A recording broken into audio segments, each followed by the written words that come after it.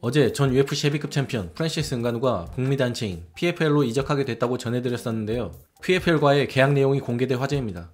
PFL이 공개한 내용에 따르면 응가누는 2024년 PFL에서 경기할 예정이며 PFL 페이퍼뷰 슈퍼파이트 디비전에서 경쟁하게 될 것이며 페이퍼뷰 수익의 50%를 받게 된다고 합니다. 또한 응가누는 PFL 글로벌 자문위원회 위원으로서 선수들의 이익을 대변하는 역할을 하게 될 것이라 합니다. 또한 PFL 아프리카 회장 역할을 하게 될 것이며 약간의 지분도 소유하게 된다고 합니다. PFL이 유럽에 이어 아프리카로 진출하는 데 중요한 역할을 하게 될 것 같습니다. 또한 한국 시간으로 오늘 새벽 에리얼 헤라와니의 기자의 인터뷰에서 디테일한 내용을 직접 공개했습니다. 먼저 PFL과 몇 년 계약을 한 건지, 혹 몇 개의 시합을 계약한 거냐는 질문에는 몇 년이 아니고 경기로 계약한 거지, 많은 경기는 아니고 몇 번의 경기를 계약했어. 하지만 이해해야 할 게 이건 전략적인 파트너십 관계란 말이야. 예를 들어 PFL 아프리카는 2년만 하거나 그러는 게 아니라 계속 하게 될 거잖아.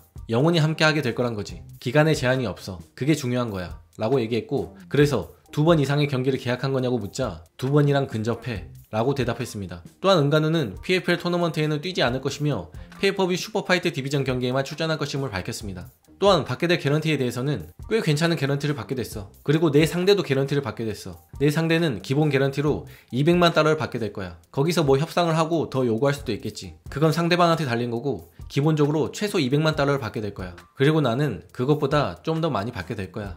그냥 이쯤 말해두자고 라고 얘기했습니다. 또한 선수들이 개인 스폰서십 관련 옷을 입을 수도 있다고 얘기했습니다. 또한 자문위원회 위원을 맡게 된 것에 대해서는 파이터 자문위원회는 목소리를 낼 수 없는 파이터들, 또 그 자리에 없다고 하더라도 파이터들을 옹호해주고 지지해주는 역할을 하는 거야. 파이터들이 그 테이블에는 없지만 e스포츠를 만드는 사람들이잖아. 프로모션이 e스포츠를 만드는 게 아니라 파이터들이 만드는 거야. 사람들은 그 사실을 잊은 것 같아 보여.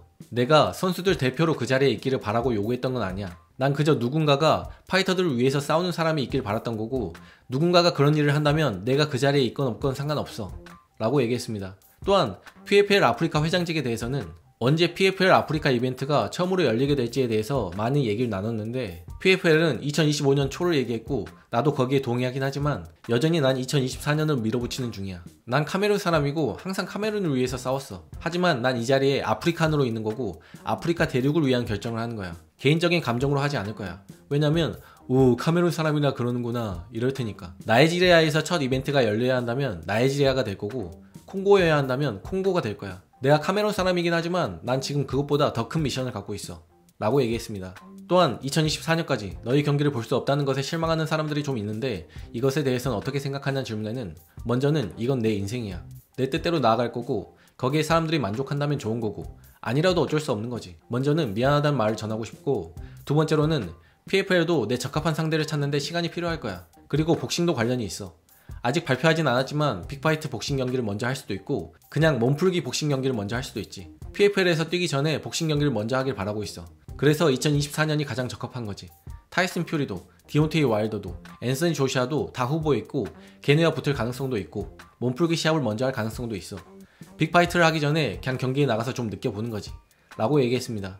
또한 BKFC의 데이비드 펠더맨 회장이 응가누가 너무 많은 돈을 요구했고 빨리 다른 곳으로 가지 않으면 가치를 점점 잃게 될 거라 얘기했는데, 그 얘기를 듣고 어떤 생각이 들었냐는 질문에는 내 생각엔 그 사람이 내가 엄청 비쌀 거라고 추정을 했던 것 같아.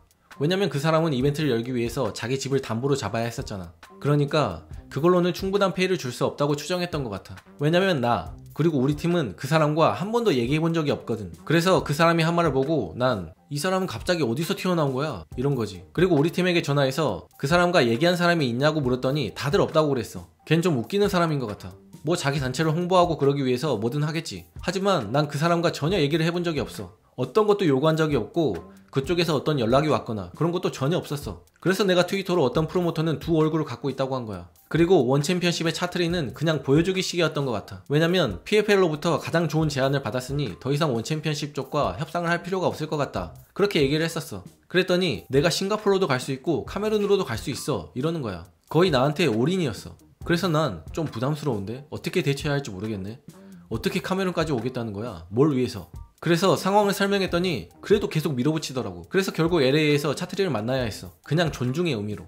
얘기를 나눴어. 그 사람을 리스펙했었어. 사실 차트리를 좋아했었고 그 사람의 스토리를 좋아했지만 이 일 이후로 그 사람의 그 스토리가 사실일까라는 의문도 들어. 어쨌든 LA에서 만났는데 대화 시작 전에 솔직하게 말했듯이 난 현재 PFL을 가장 선호한다 라고 하자 차트리가 그럼 우릴 왜 여기에 불렀어? 이러더라고. 그래서 난 들어봐.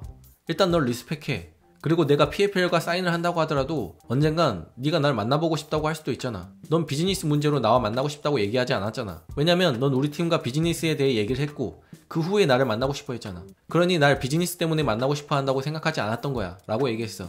그 후에 차트리가 스크린샷을 13개 정도 그리고 통계 자료를 보여주면서 왜 원FC가 스포츠에서 두 번째로 가장 많은 조회수를 기록한 단체인지 보여줬고 프리미어리그, NFL, NBA보다 더 많은 유튜브 조회수를 기록하고 있다는 그런 걸 보여줬어. 그게 그 미팅의 전부였어. 그때 난 오케이 좋아. 이 사람을 리스펙하고 무례하게 굴고 싶지 않다. 하지만 11시간 비행을 해서 여기에 왔고 또 비행을 해서 집으로 돌아가야 하는데 라는 생각이 들었어. 1시간 정도 미팅이 될 거라 생각했었는데 어느새 2시간이 지나 있더라고. 그런 통계 자료를 토대로 한 얘기를 들으면서 커피 3-4잔을 마셔야 했어. 그러고 나서 다음날 앤드류가 원FC가 은간호에 대한 오퍼를 철회하기로 결정했다 라는 내용의 스크린샷을 보내줬어. 그래서 난 무슨 오퍼 얘기를 하는 거야? 이랬지. 오퍼는 얘기하지도 않았는데 받지도 않은 제안을 어떻게 철회를 해. 그리고 금전적인 부분과 관련 없이 그런 에너지를 느끼지 못했다 라고 얘기했는데 진심이야? 거기 앉아서 3시간을 얘기해놓고 에너지를 느끼지 못했다고? 넌 언제든 그 미팅을 중단할 수도 있었잖아. 그때 그게 PR을 위한 거였구나 라는 걸 깨달았어. 근데 만약 차트리가 거짓말을 한다면 내가 나와서 지적할 수 있는 거잖아. 그래서 다음날 말을 바꿨더라고. 철회했다 해서 은간호는 너무 많은 걸 요구했다로. 누군가가 너무 많은 걸 요구하는 거래를 어떻게 철회한다는 거야? 어떤 게 진짜야?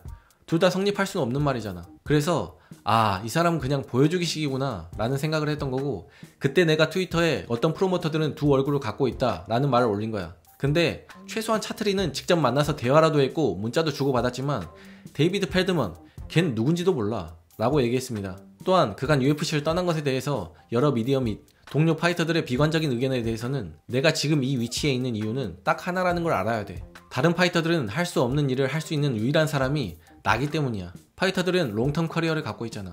날 오해했던 것 같아. 내가 무슨 일을 하는 건지 이해를 못했던 것 같아. 어떤 사람들은 내가 지는 모습을 보는 걸 기다릴 수도 있겠지만 내가 할 수 있는 말은 참 유감이다 라는 말뿐이야. 왜냐면 이기고 있으니까. 줄 수 있는 거라곤 눈물 닦으라고 전해줄 티슈뿐이네 라고 얘기했습니다. 또한 UFC 헤비급 챔피언 존 존스가 프랜시스 은간호가 이적 소식을 밝히면서 본인이 가장 강한 놈이다 라고 한 말에 대해서 반응했습니다. 길 건너편에서 너 스스로를 지구상 가장 강한 놈이라고 부른다고? 대체 누가 그런 짓을 하냐? 라고 얘기했고 이에 은간호는 그럼 길 건너 오든가 라고 얘기했습니다. 이에 존 존스는 슈퍼볼을 한번 우승하고 AFL 리그로 이적한 후에 자기가 브레디보다 낫다고 주장하는 것, 이게 지금 내가 듣고 있는 소리다. 프리에이전트일 때는 본인이 가장 강한 놈이다 라는 말을 하지 않더니 새로운 단체 뒤에서 안전하게 계약한 후에 갑자기 가장 강한 놈이다 라는 말이 시작되네. 마치 한 번도 걔가 케이지 안에서 포기했던 걸 본 적이 없던 것처럼 말이야 라고 얘기했습니다. 지난 1일 만디뱀에게 패배하며 UFC 5연패를 기록한 김지현 선수가 UFC를 떠나게 됐습니다. 지난 심경글에서 앞으로 계속 싸울지 모르겠다 라고 언급한 만큼 타단체로 이적하게 될지 아니면 은퇴를 하게 될지는 지켜봐야 할 것 같습니다.